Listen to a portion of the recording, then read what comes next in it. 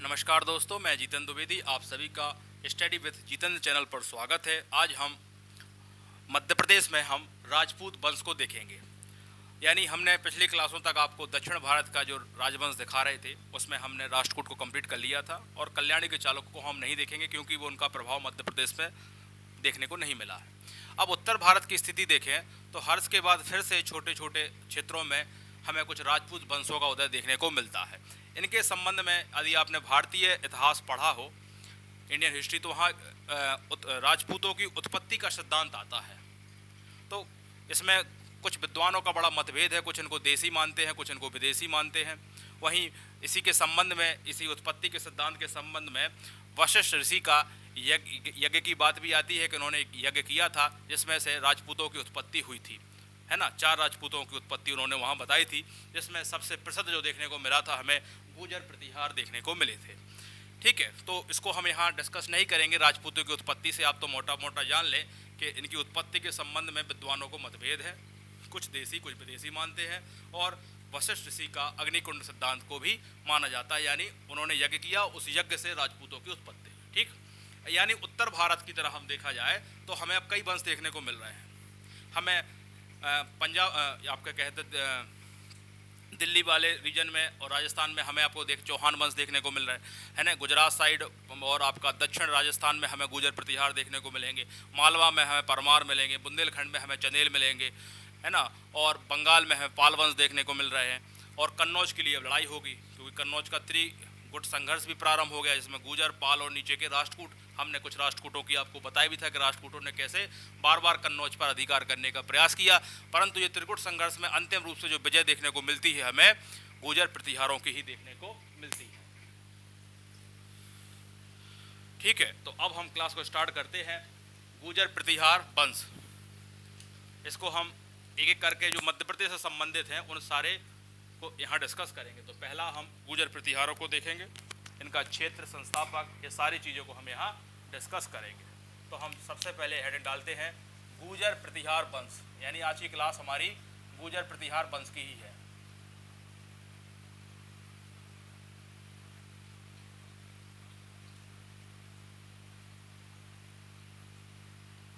इस वंश ने भी लगभग 300 वर्ष तक शासन किया, क्योंकि हमें इसका जो समय देखने को मिलता है 730 एडी से लेकर 1030 एडी के मध्य हमें इसका देखने को मिलता है, यानी काफ़ी लंबा समय देखने को मिलता है। तो इसमें कई प्रमुख शासक भी होंगे, उनको भी डिस्कस करेंगे।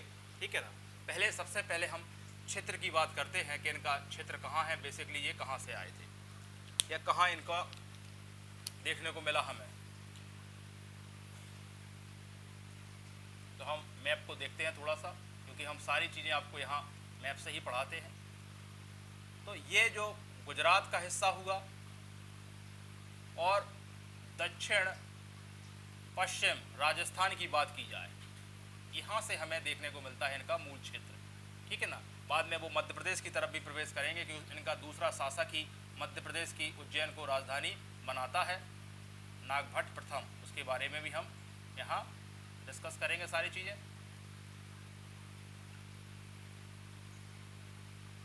ठीक है, तो इनका जो क्षेत्र लिखे हम,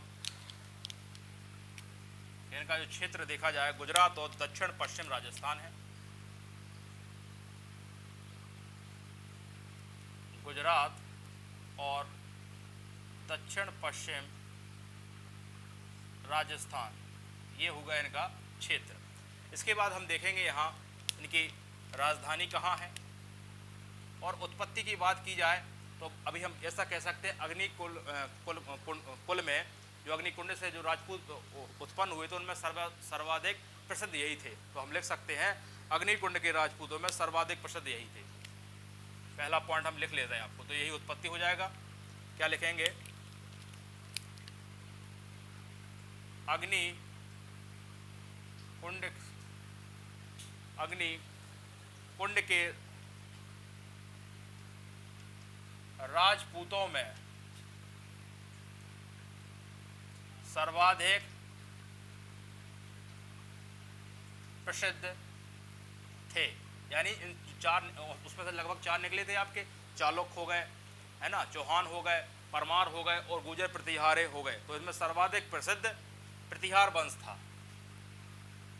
प्रतिहार वंश था। ठीक है, अब हम इसकी राजधानी देखें कि राजधानी कहाँ थी।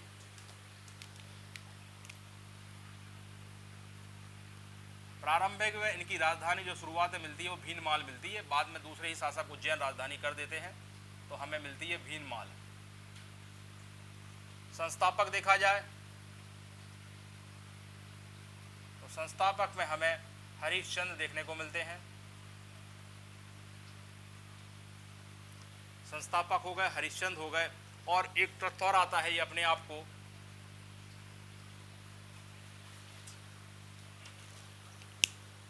इन्हें सौमित्र यानी लक्ष्मण के वंशज अपने आप को जो लोग कहते हैं, ठीक है ना, वंशज बताया, अब वंशज कहते हैं। तो ये बात उन्होंने कहाँ कही है, कहते हैं ये बात उन्होंने, एक हमें साक्ष्य जो मिले हैं, इनके साक्ष्य कहाँ मिले हमें, ग्वालियर अभिलेख में उन्होंने इसका वर्णन है, ग्वालियर अभिलेख में वर्णन है, इस बात अभिलेख में वर्णन है। ये आपने बेसिक जाना, राजधानी, संस्थापक, कहाँ से कैसे गुजर आए, कैसे राजपूतों की उत्पत्ति हुई, ये सारी चीज़ें आपने देखी। अब हम क्या देखेंगे, अब हम प्रमुख शासकों को देखेंगे, एक एक कर सारों को। अब हम इसको रफ करते हैं, जितने भी इंपॉर्टेंट यहाँ शासक देखने को मिलेंगे हम सबको यहाँ डिस्कस करेंगे।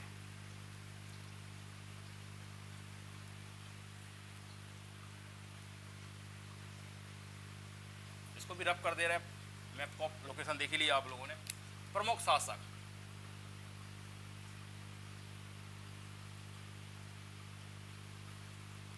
पहले शासक जो आपके हैं संस्थापक ही थे, हरिश्चंद्र, इनका नाम पर लिख दे रहे हैं हम।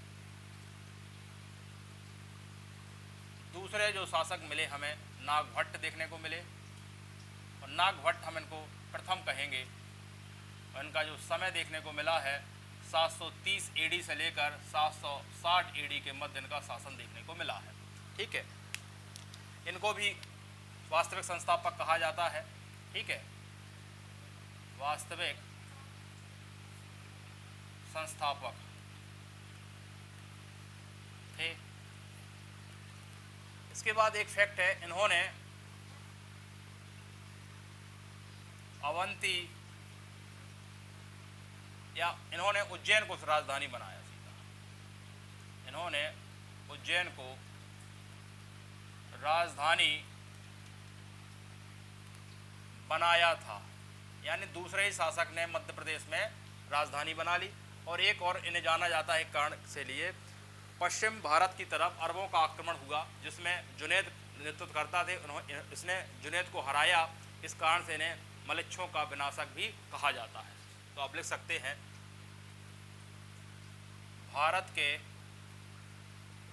पश्चिमी, क्योंकि अब आपने देखा ही है ये लोग कहाँ हैं, यहाँ हैं, तो यहाँ से ही हमले हो रहे थे। तो क्या लिखोगे आप इनके बारे में, इन्होंने पश्चिमी, या इसने, ऐसा लिखें आप, इसने पश्चिमी भारत में अरबों का आक्रमण हुआ जिसमें जुनैद नेतृत्व करता था, जुनैद को पराजित किया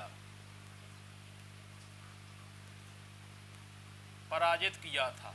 ठीक है, इस कारण से इनको क्या कहा जाने लगा, इन्हें मलच्छों का विनाशक कहा जाने लगा, विनाशक कहा जाने लगा था। तो दो फैक्ट आपको इनके बारे में ध्यान रखना है। नागभट्ट के बाद जो सबसे इंपॉर्टेंट शासक हमें देखने को मिलते हैं, उनको भी कई जगह वास्तविक संस्थापक और शक्तिशाली भी लोग कहे जाते हैं। ठीक है, तो वो शासक हैं आपके वत्सराज, इनको भी हम डिस्कस कर चुके हैं, राष्ट्रकूटों में इसका नाम आया है यदि आपने ध्यान दिया हो। तो तीसरे प्रमुख शासक हमें देखने को मिलते हैं यहाँ वत्सराज। और इनका समय है 760 से, इनका जो समय देखने को मिलता है 760 से 800 के बीच में, एडी के बीच में। और इनके जो पिता हैं वो देवराज हैं, पिता देवराज। अब इनके बारे में लिखते हैं अपन।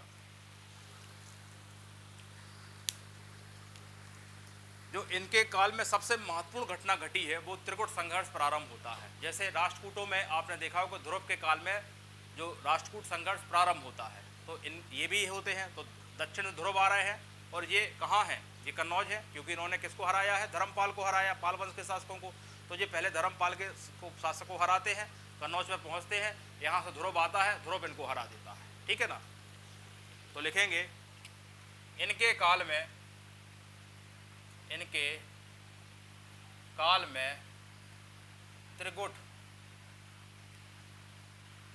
त्रिकूट संघर्ष 200 साल तक चला है ना। त्रिकूट संघर्ष हम लिख दे रहे ब्रैकेट में, 200 साल तक रहा। इनके काल में त्रिकूट संघर्ष प्रारंभ हुआ था, जिसमें इन्होंने बंगाल शासक धर्मपाल को हराया था, यानी पाल वंश के धर्मपाल को हराया था। परंतु राष्ट्रकूट के ध्रुव से पराजित हुए थे। ठीक है, ये जाना आपने, इसको रब कर रहे हैं।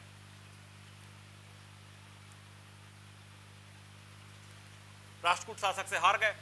अब ये बात तो इनके काल के त्रिकूट संघर्ष के बारे में हो गई। इसके बाद जैन ग्रंथ से हमें पता चलता है इनके बारे में जो दो फैक्ट, और ये तो त्रिकूट वाली बात हो गई। त्रिकूट संघर्ष इनके काल में प्रारंभ हुआ, इन्होंने बंगाल शासक धर्मपाल को हराया, परंतु राष्ट्रकूट शासक से हार गए। ठीक है, ध्रुव से हार गए। अब अगला हम देखते हैं इसमें जो इनके बारे में मध्य प्रदेश के संबंधित फैक्ट है, उसमें लिखेंगे कि इनके बारे में हम कैसे जैन ग्रंथ से हमें जानकारी लगती है। लिखेंगे हम जैन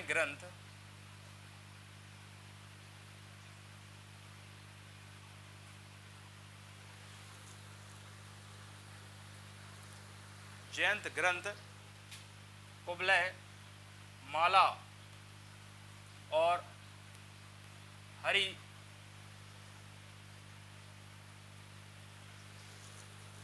हरिवंश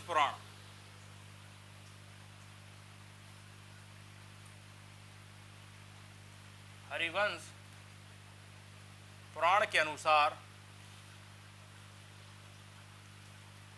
इनका मालवा पर शासन था। यानी हमें इन दो ग्रंथों से पता चला कि वत्सराज का मालवा पर शासन था, क्योंकि इसके पहले नागभट्ट आप देख चुके हैं और राजधानी उज्जैन बना चुके हैं। तो ये एमपी के संदर्भ में ये वाला पॉइंट इंपॉर्टेंट था कि हमें जैन ग्रंथ कुबलय माला और हरिवंश पुराण के अनुसार मालवा पर इनका शासन देखने को मिला था। ठीक है, और इन्होंने लास्ट में फाइनली जैन धर्म स्वीकार लिया था, या इन्होंने जैन धर्म अपना लिया था। एक फैक्ट और चाहो तो लिख सकते हो, इनके ही काल में हरिवंश पुराण का क्या हुआ था? लेखन हुआ था, ये रचना हुई थी, तो इसको भी आप लिख सकते हैं।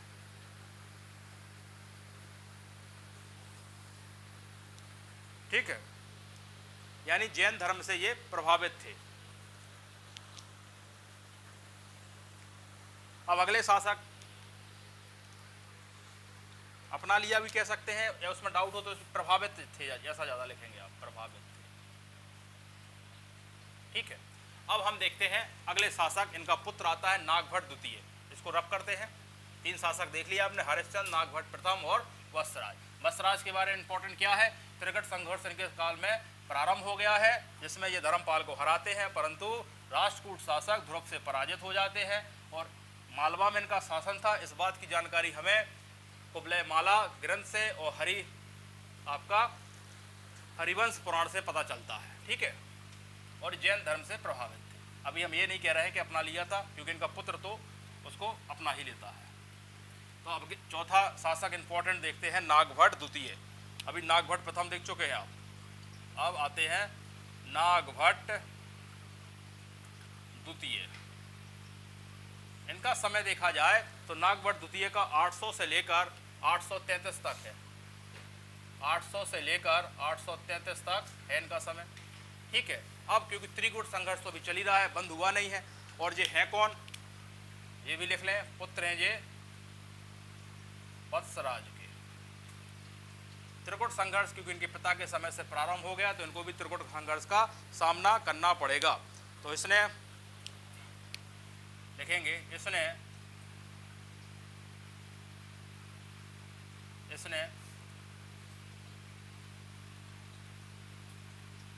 धर्मपाल को पराजित कर कन्नौज पर अधिकार कर लिया। यानी अभी इनके पिता ने इसको वहां से भगाया था, अब इस फिर से, क्योंकि फिर से कन्नौज हाथ से चला गया था, किसके, ध्रुव ने हरा दिया था। तो अब धर्मपाल ने, फिर धर्मपाल का फिर से कब्जा हो गया था, तो इसने धर्मपाल को पराजित कर कन्नौज पर अधिकार किया। फिर वही घटना घटती है जो इसके पिता के साथ घटती है, यानी और अधिकार कर लिया और उसने राजधानी बनाई, अधिकार कर लिया और राजधानी भी बना ली कन्नौज को, परंतु अल्प समय के लिए, क्योंकि फिर से राष्ट्रकूट वंश का ध्रुव का पुत्र आने वाला है और वो इसको गोविंद तृतीय फिर से पराजित करेगा। मतलब जो घटना इसके पिता के साथ घटी वो सेम इसके साथ ही घटी। तो लिखेंगे परंतु राष्ट्रकूट शासक कौन आया, गोविंद तृतीय। गोविंद तृतीय कौन है, आपको हम पूरा पढ़ा चुके हैं राष्ट्रकूट, उसमें देखिए गोविंद थर्ड जो है ध्रुव का पुत्र है, यदि ना याद हो तो यहाँ लिखा दे रहा, ध्रुव का पुत्र है। परंतु राष्ट्रकूट शासक गोविंद तृतीय ने इसे पराजित कर देता है, ठीक है। अगला फैक्ट लिखेंगे आप। इसके बाद ये क्या करता है, कन्नौज में गंगा नदी, कन्नौज की हमें लोकेशन आपको याद हो तो बताई है, ये गंगा नदी आ रही है, ये यमुना आ रही है, और कन्नौज की लोकेशन ये है, यानी कन्नौज ये है, बताया हमने मैप में आपको, ये गंगा रिवर है, ये यमुना है, और यहाँ आपका मध्य प्रदेश की सीमा दिखाई। इस तरीके से हमने सारा कुछ आपको बताया था। तो कन्नौज में ये गंगा नदी पर क्या करता है, आत्महत्या कर लेता है, उसमें कूद कर, यानी जल समाधि लेता है। तो कन्नौज में गंगा नदी में जल समाधि लेता है, कन्नौज में, या कन्नौज में गंगा नदी में जल समाधि लेता है, ठीक है। इसके बाद और इसके बारे में जो चीज जानने वाली है, प्रबंध कोश ग्रंथ है एक आपका,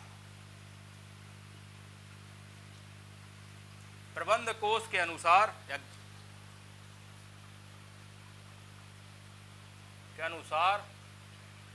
इसने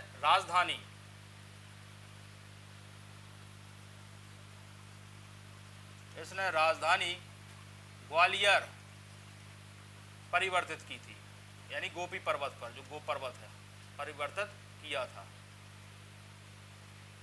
ठीक है। तो ये फैक्ट आपने देखा इसके बारे में। और देखना चाहे तो ये जैन अनुयायी भी बन गया था, यानी ये जैन पिता फॉलोअर थे ही, यह जैन अनुयायी था। एक फैक्ट और देखा जाए तो इसने जो आपका क्या कहते हैं, सोमनाथ मंदिर का पुनर्निर्माण करवाया था। तो लिखेंगे 1815 में सोमनाथ मंदिर का पुनः निर्माण करवाया था। कल हमने पढ़ाते समय आपको बताया था, जूनागढ़ जो अभिलेख है, जूनागढ़ जो रियासत थी कल, उसी जूनागढ़ रियासत में सोमनाथ मंदिर भी था, ठीक है ना। ये सारी जानकारी हमें ग्वालियर अभिलेख से ही इसके बारे में मिल रही है, ठीक है। अब अगला शासक लेके, इसको आप स्क्रीनशॉट लें। अगला शासक हम देखेंगे आपको, और जो राजधानी इसने बनाई ग्वालियर की, परिवर्तित किया, वो गोपगिरी पर किया था। अगले शासक देखने को मिलेंगे हमें रामभद्र। ठीक है, आपके 4 हो गए हैं, नागभट्ट तक आ गए हैं। पहले हरिश्चंद्र बताए, हमें नागभट्ट प्रथम बताए, बसराज बताए और हमें नागभट्ट द्वितीय बताए। अगले शासक देखें आप, और ये गंगा नदी कन्नौज वाली लोकेशन भी आपको बताई, कहाँ इसने जल समाधि ली थी। अगले शासक इसके पुत्री होते हैं पर कमजोर होते हैं। ठीक है, जिसका नाम होता है रामभद्र। नंबर हो गए हैं शासकों के आपके, 5वें नंबर का शासक है जो रामभद्र। रामभद्र का समय देखा जाए तो 1833 से 36 तक ही रहता है, मात्र 3 साल के लिए ही रहता है, और एक कमजोर शासक है। पुत्र किसका है? पुत्र तो नागभट्ट द्वितीय का है, चाहो तो इफेक्ट में लिख लो आप। पुत्र किसका है? नागभट्ट द्वितीय का है। 2 फैक्ट लिखना है, कमजोर शासक है। और कमजोर क्यों कहा? जब हम प्रताप भी बोलते हैं तो उसके फैक्ट बता दें। कमजोर इसलिए कहा क्योंकि पाल शासक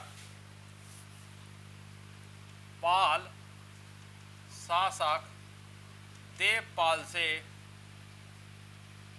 बुरी तरह पराजित हुआ,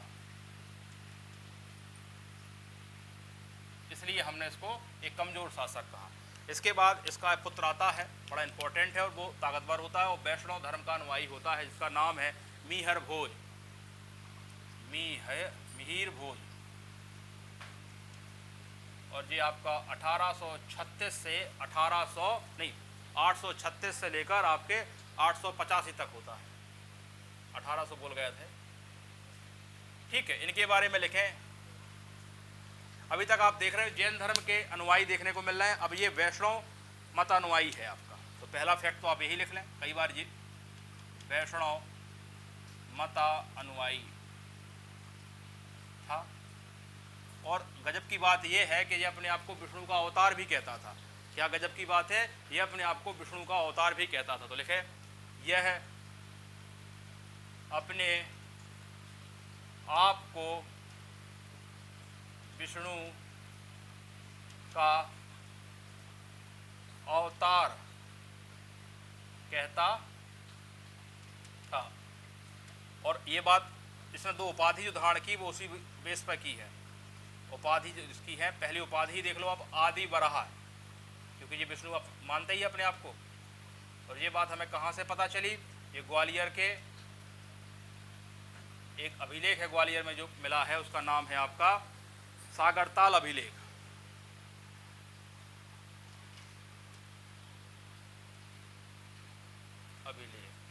ग्वालियर से मिला।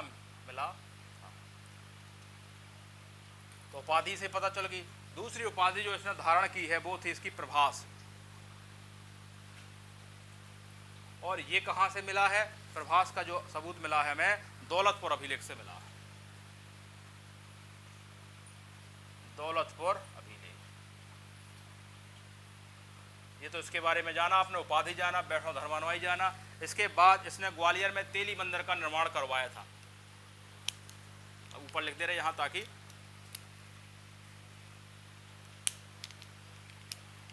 इसने ग्वालियर में तेली मंदिर का, बहुत इंपॉर्टेंट है तेली मंदिर का निर्माण करवाया था। पूछा जाता है कि शासक कौन था तेली मंदिर के निर्माण में? निर्माण करवाया था। ठीक है, ये फैक्ट देखा। इसके बाद इसके ही शासन काल में एक यात्री आता है, सुलेमान, अरबी यात्री होता है। तो लिखेंगे इसके काल में अरबी यात्री सुलेमान आता है, जिससे पता चलता है, वो अपनी यात्रा वृत्तांत में लिखता है, जिससे पता चला कि यह अरबी ब्रैकेट में मुस्लिम का घोर शत्रु था। कठोर शत्रु था। एक बात पता चली। दूसरा फैक्ट लिखेंगे अपन इसके संबंध में, इसने डंप नामक चांदी का सिक्का भी चलवाया था, वो भी लिखेंगे। डंप नामक चांदी का सिक्का चलाया था। और एक फैक्ट चाहो लिखना हो लिख सकते हैं कि राष्ट्रकूट शासक कृष्ण द्वितीय को हराया था। राष्ट्रकूट शासक कृष्ण द्वितीय को हराया था। तो इसके संबंध में कुछ ज़्यादा ही फैक्ट हो गए। अब इसके बाद इसका पुत्र आएगा महेंद्रपाल फर्स्ट। महेंद्रपाल फर्स्ट आएगा, इसको हम रफ कर रहे हैं। इंपॉर्टेंट क्या है इसके संबंध में? भाई अभी तक आपने जैन अनुयायी देखे, अब ये शासक वैष्णव अनुयायी है, खुद ही को विष्णु मान रहा है, उपाधि भी उसी तरीके के रख रहा है। और इसके में सुलेमान एक यात्री आता है अरब का, और उससे पता चलता है कि ये अरबी मुसलमानों का कट्टर या घोर विरोधी है, और डंप नामक सिक्का चलवाता है और राष्ट्रकूट शासक कृष्ण द्वितीय को हराता है। इन फैक्टों को आप एक दो बार देख लोगे, याद हो जाएंगे सारे। अगला शासक नंबर डालते हैं 7, महेंद्रपाल प्रथम। महेंद्रपाल फर्स्ट, इनका 80-85 से था, इनका अब इसका होगा 80-85 से 910। त्रिकुट संघर्ष चल ही रहा है, तो ये भी उसमें संघर्ष में रहता है, ठीक है ना। तो लिखेंगे कन्नौज के त्रिपक्षीय युद्ध में पालों से संघर्ष किया और अपने राज्य को सुरक्षित किया। यानी अभी भी संघर्ष 2 साल तक चलना है त्रिपक्षीय युद्ध, त्रिकुट संघर्ष। तो लिखेंगे इसने त्रिकुट संघर्ष में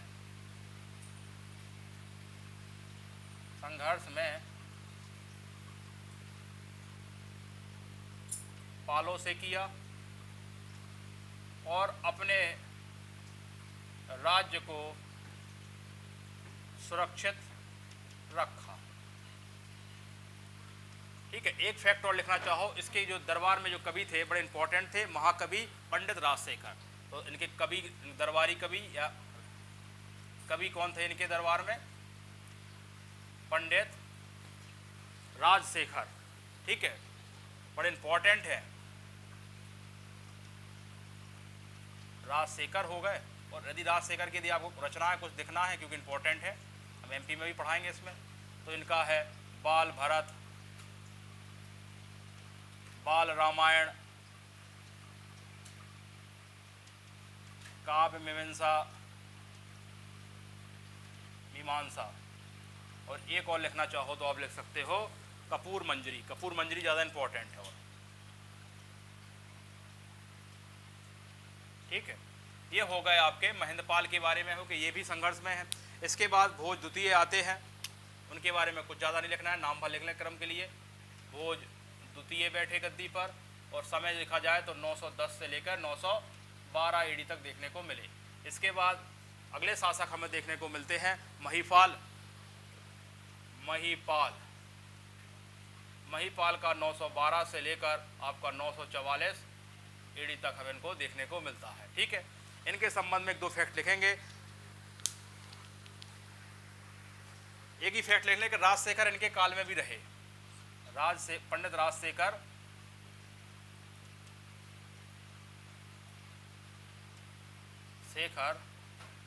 इनके काल में भी रहे। एक फैक्ट और लिखना चाहो, इनके में बगदादी निवासी आए थे अल मसूदी। ठीक है, गुजरात आए थे इनके शासनकाल में, तो लिख सकते हैं इनके, बाकी तो इम्पोर्टेंट नहीं था यहाँ, इनके शासनकाल में बगदाद निवासी अल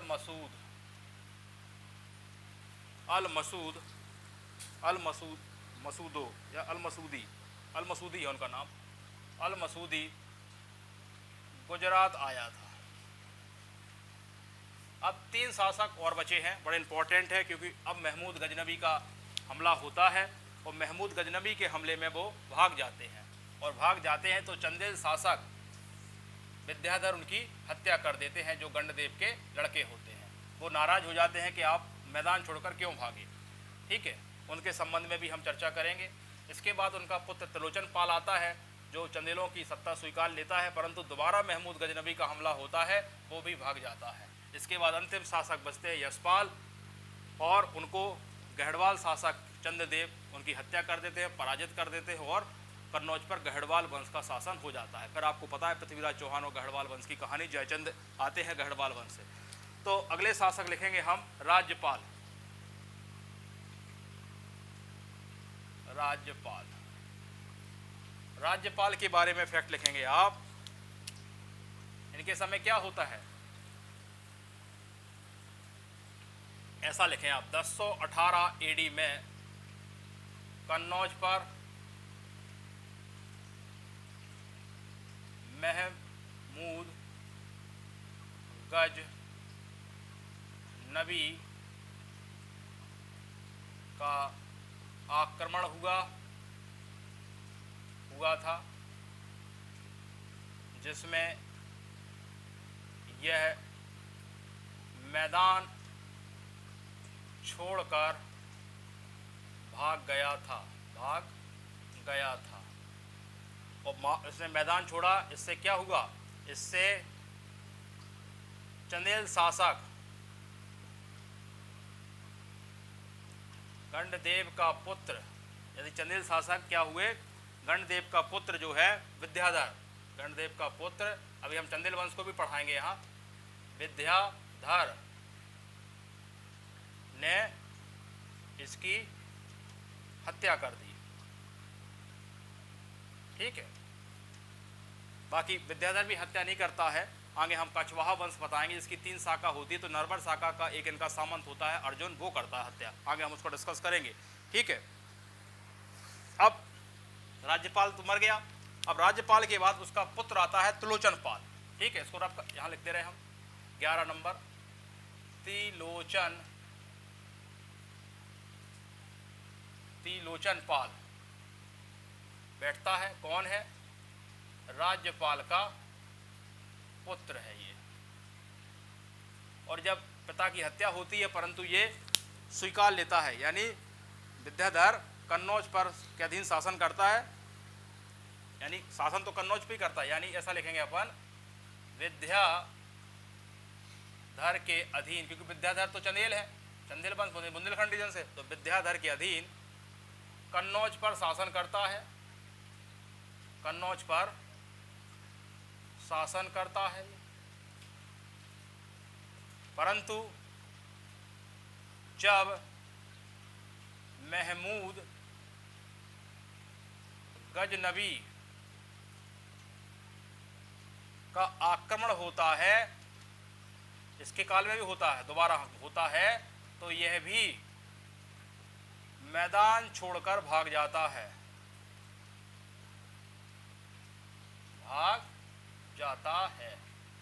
तो ये भी अपने पिता की तरह ही भाग जाता है, सामना नहीं करता है। अब अंतिम शासक है यशपाल, इसको रब करते हैं। और इस तरीके से आपका गुर्जर प्रतिहारों के हमने जो प्रमुख शासक थे आपको यहाँ कंप्लीट कराए और उनके बारे में सब इंफॉर्मेशन दी आपको। अंतिम शासक जो देखने को मिलते हैं हमें यशपाल है,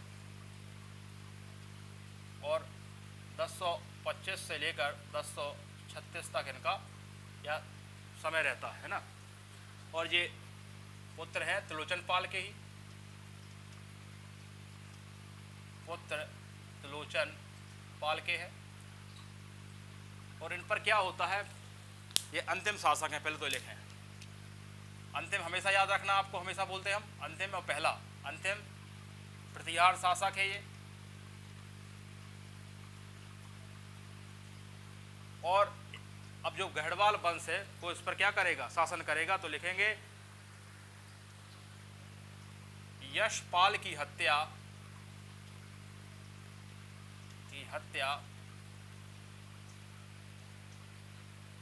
गढ़वाल वंश के चंद्रदेव, यशपाल की हत्या गढ़वाल शासक चंद्रदेव कर देते हैं और कन्नौज पर गढ़वाल वंश की स्थापना हो जाती है। और आपको पता है यहीं हो जाती है, यहीं जयचंद होते हैं और पृथ्वीराज चौहान का घटनाक्रम आपको सारा पता है। इस तरीके से हमने गुर्जर प्रतिहार कंप्लीट किए हैं। आपको प्रमुख शासक याद रखना है। पहला हरिश्चंद्र संस्थापक हो गए, नागभट्ट प्रथम आते हैं जो उज्जैन को राजधानी बना लेते हैं। इसके बाद वत्सराज आते हैं, त्रिकूट संघर्ष प्रारंभ हो गया है। वत्सराज के बाद नागभट्ट द्वितीय आते हैं, उनके ही पुत्र आते हैं, वो भी संघर्ष में रहते हैं, पिता जैसा हाल उनका होता है, धर्मपाल को हराते हैं परंतु राष्ट्रकूट शासकों से हार जाते हैं। अब मान लो हमने आपको यहाँ राष्ट्रकूट शासक नहीं पढ़ाए होते पिछले वीडियो में, तो क्या आप लिंक कर पाते? ध्रुव कौन है, गोविंद तृतीय कौन, नहीं कर पाते, है ना। नागभट्ट के बाद सबसे उनका पुत्र आता है रामभद्र, जो कमजोर शासक होता है और धर्मपाल के देवपाल से हार जाता है। इसके बाद आपके मिहिर भोज आते हैं जो एक महत्वपूर्ण शासक होते हैं, क्योंकि ये अपने आप को वैष्णव धर्मानुयायी मानते हैं, ठीक है ना, और उपाधि भी वैसे ही रखते हैं। और इनके शासनकाल में एक अरबी यात्री सुलेमान आते हैं, जिससे पता चल जाता है ये अरबी मुसलमानों का घोर शत्रु है। डम नामक चांदी सिक्के का प्रचलन करता है और इसके साथ साथ ही ये क्या करता है, राष्ट्रकूट शासक कृष्ण द्वितीय को पराजित करता है। फिर महेंद्रपाल प्रथम आते हैं, इसका पुत्र होता है, वो भी त्रिकूट संघर्ष को जारी रखता है और पाल शासकों का संघर्ष रहता है, अपने राज्य को बचा कर रखता है। इंपॉर्टेंट के बाद क्या है, पंडित राजशेखर इसके यहाँ कवि है, हमने रचनाएं लिखाई हुई है ना। इसके बाद भोज द्वितीय आते हैं और आपके महिपाल आते हैं। महिपाल भी इनका जो शासनकाल है इसमें क्या कहते हैं आपका बगदाद निवासी अल मसूदी आते हैं, है ना। फिर लास्ट में जो आपके 3 शासक बचते हैं, राज्यपाल, त्रिलोचनपाल और यशपाल। तो राज्यपाल के साथ वही महमूद गजनबी के हमले चालू हो गए हैं। राज्यपाल मैदान छोड़ देता है, इससे चंदेल शासक नाराज हो जाते हैं, उनकी हत्या कर देते हैं, यानी विद्याधर कर देते हैं। इस पर अभी हम बताएंगे कि मारता असल में कौन है। इसके बाद त्रिलोचनपाल आते हैं, वो पुत्र होता है राज्यपाल का, विद्याधर के अधीन कन्नौज पर शासन करता है, परंतु जब दोबारा हमला होता है महमूद गजनबी का, तब भी ये मैदान छोड़कर भाग जाता है, यानी सामना नहीं करता है। लास्ट में यशपाल होते हैं, अंतिम शासक होते हैं। इन पर गहड़वाल शासक चंद्रदेव हमला करते हैं, हत्या कर देते हैं और गहड़वाल वंश की स्थापना कर देते हैं कन्नौज पर। यानी इस समय कन्नौज पर किसका शासन है? इस समय गहड़वाल वंश का शासक है, ठीक है। अगली क्लास हम देखेंगे कलचुरी वंश को, चंदेल वंश को, मालवा के वंश को। इस तरीके से हम सारे को आपको यहाँ धीरे धीरे कराएंगे। आज के लिए धन्यवाद।